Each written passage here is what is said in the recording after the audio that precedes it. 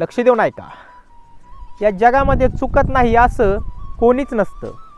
प्रत्येक व्यक्तीकडून चुका या होतच असतात.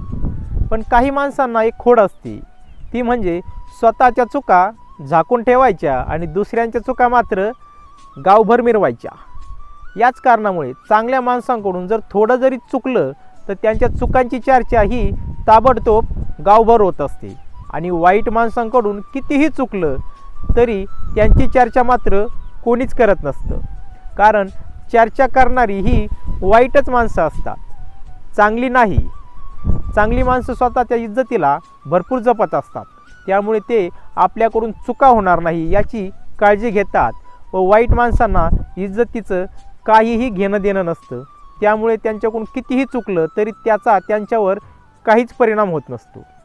आणि याच कारणामुळे या कलियुगामध्ये चांगल्या माणसांना दुःख सहन करावं लागतं, तर वाईट माणसं ही आनंदात राहत असतात. पण ध्यानात ठेवा, वाईटाचं फळ हे एक दिवस भोगावंच लागत असतं. धन्यवाद.